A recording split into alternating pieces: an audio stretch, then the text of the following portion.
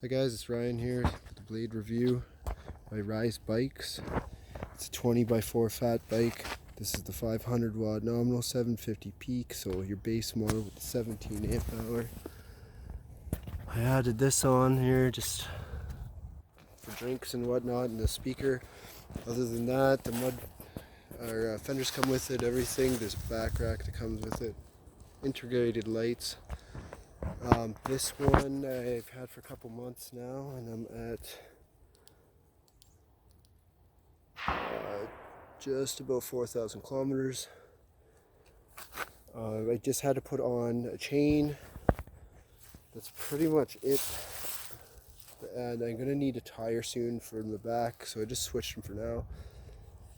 I used to have the Blade bike by Spark Bikes, which is the same bike essentially, except the seat is 3/4 of an inch narrower than the frame is, and they're a bit thicker tube.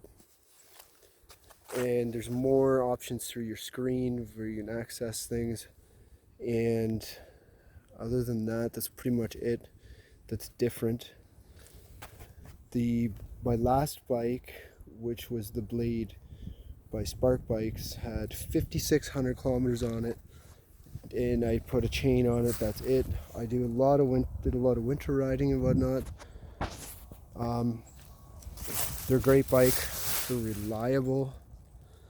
I do snowmobile trails all year or all winter, and I live in Ontario in Canada here, and it gets cold.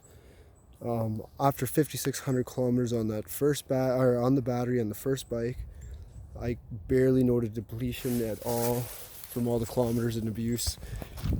From when I got this one, the new one, and everything's the same, like the battery, everything, so it's very comparable then, and there was not much difference in that power and range.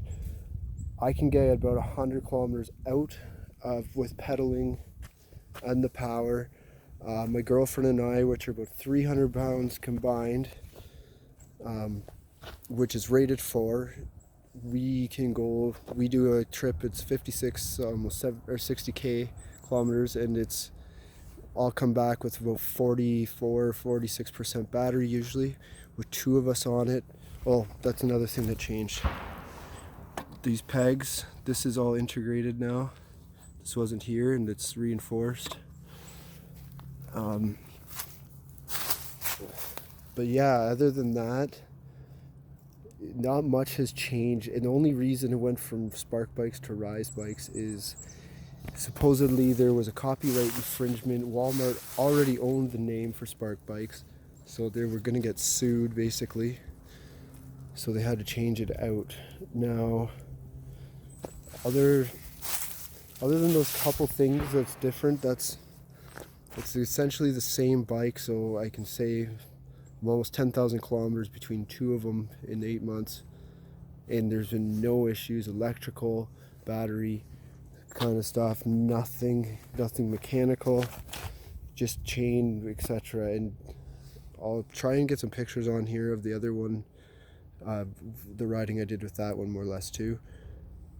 And this one I go up to 40 kilometers. I've had it up to 51, but 40k maxes out basically off pure throttle.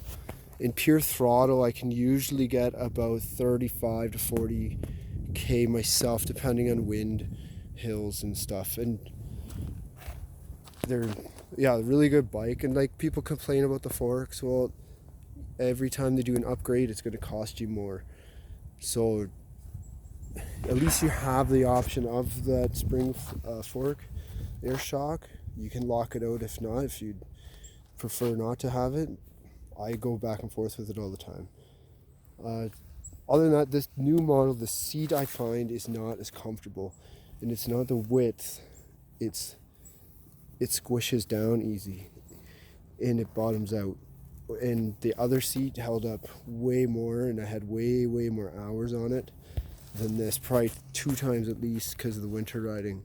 And this has not held up, and it was never as comfortable from the beginning, but that's a minor detail, I feel, for what you're getting and something reliable. And my last one, when I sold it, they keep their value very well, so it's another thing to consider too. And people love the look of it, and it's a conversation piece, and they're fun. So it's a great bike, and stay tuned. I'm hoping to get a 1000 next, and we'll see, and I'll do a video on that. Take care, bye.